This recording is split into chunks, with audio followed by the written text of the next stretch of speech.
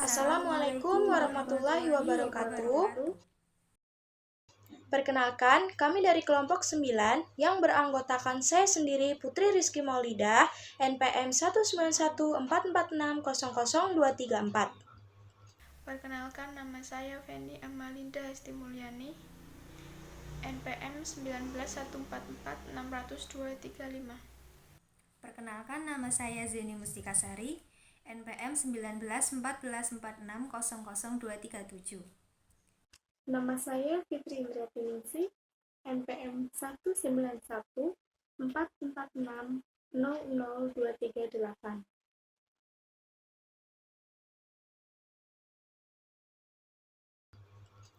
Dalam kesempatan ini, saya akan menjelaskan mengenai definisi CIBI atau cerdas istimewa dan bakat istimewa.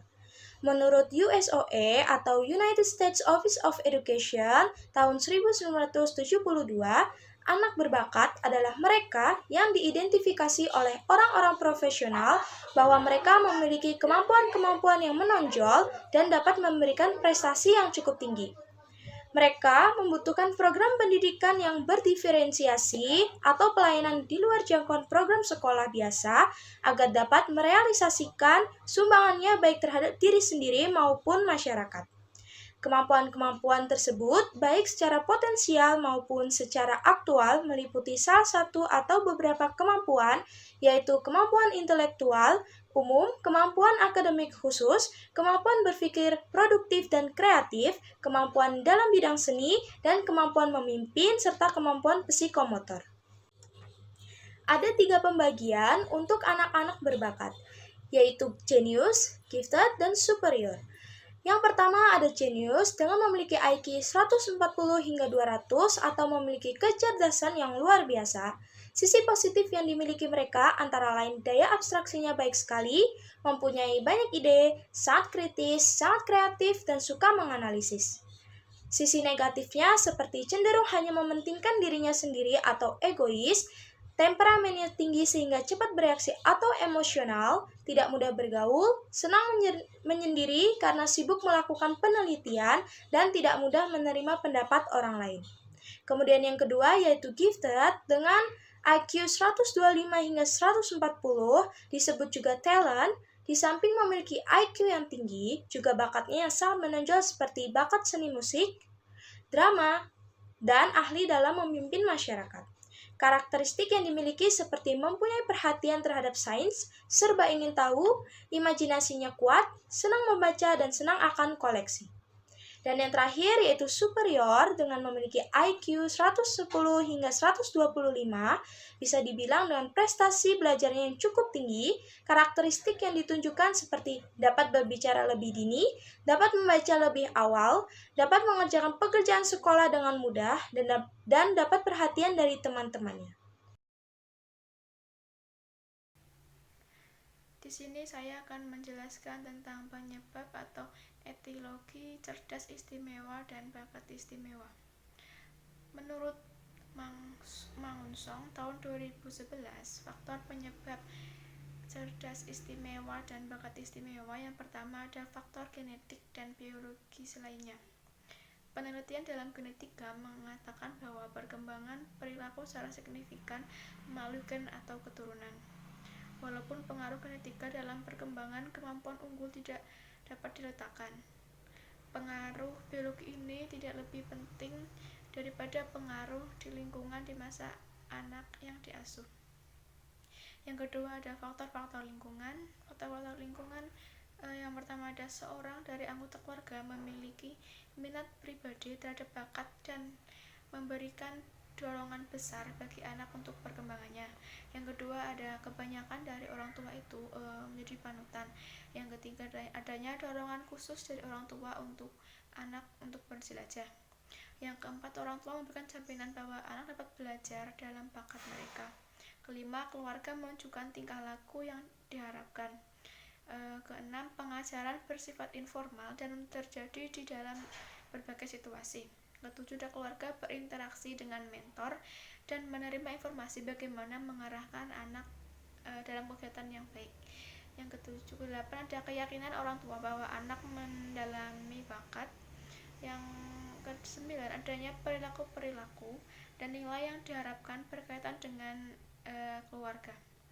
Selanjutnya ada orang tua menjadi pengarah bagi anak-anak. Orang tua mencarikan guru khusus bagi anak. Lalu yang terakhir ada orang tua mendorong keikutsertaan dan anak dalam berbagai cara. Yang ketiga ada karakteristik fisik motorik. Studi dan Terman terhadap orang-orang yang memiliki IQ tinggi menunjukkan keunggulan fisik.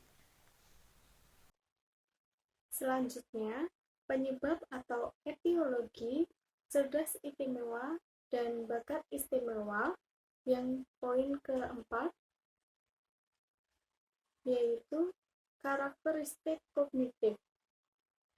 Anak-anak berbakat biasanya dapat membaca dengan mudah, bahkan terkadang sebelum mereka memasuki usia sekolah.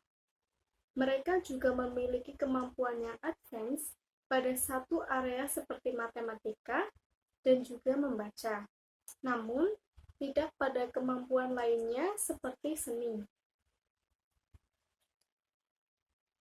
Coleman dalam Rahmawati dan Suradijono tahun 2007 menjelaskan bahwa anak berbakat lebih menyukai permainan yang disukai oleh anak yang lebih tua.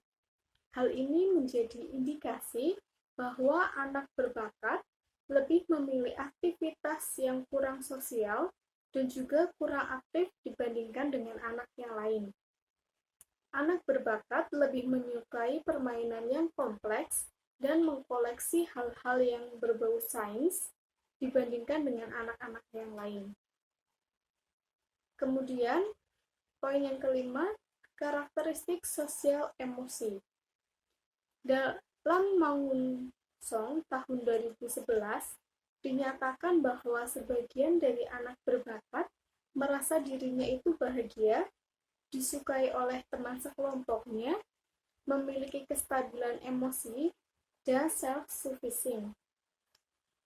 Mereka memiliki minat yang luas dan bervariasi serta dapat menerima diri mereka secara positif.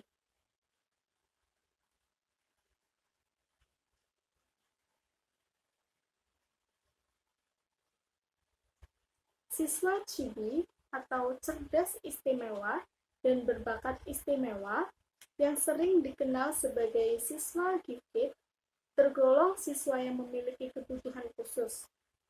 Berdasarkan hal ini, siswa CIBI membutuhkan perlakuan dan penanganan yang khusus dalam dunia pendidikan. Beberapa alasan siswa CIBI atau cerdas istimewa dan berbakat istimewa merupakan siswa dengan kebutuhan khusus, yaitu tingkat kecerdasan yang di atas rata-rata, daya pikir kreatif yang besar, serta komitmen terhadap tugas dan memiliki motivasi yang tinggi untuk meraih prestasi. Sedangkan ciri-ciri kepribadiannya antara lain memiliki rasa ingin tahu yang tinggi, menyukai tantangan, tidak mudah puas, serta ulet dalam berusaha dalam Munandar tahun 1999.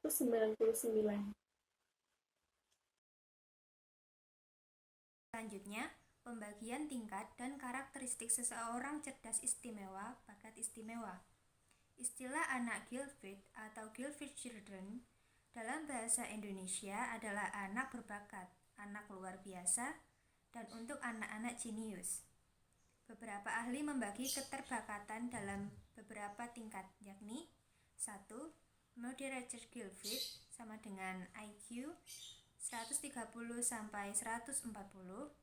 Kedua, Highly Gifted sama dengan IQ 140 sampai 150. Dan yang tiga, Genius, IQ lebih dari 150. Karakteristik seorang Gifted adalah 1. Kemampuan inteligensi umum yang sangat tinggi. Hal ini dapat dilihat dengan cara tes inteligensi atau IQ. Yang kedua, memiliki bakat istimewa pada bidang tertentu. Yang ketiga, kreativitasnya tinggi dalam berpikir dan selalu muncul ide-ide yang cemerlang. Yang keempat, kemampuannya untuk memimpin sangat terlihat seperti kemampuan mengarahkan dan mempengaruhi orang lain untuk bertindak seperti yang disampaikan. Yang kelima, memiliki prestasi-prestasi yang istimewa pada bidang seni atau bidang-bidang lainnya. Dan yang terakhir, standar performa yang tinggi atau perfeksionis.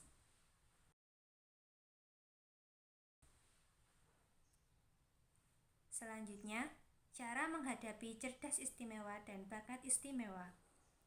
Yang pertama, anak-anak cerdas berbakat seringkali melakukan hal-hal yang aneh, tidak biasa dilakukan oleh anak-anak secara umumnya.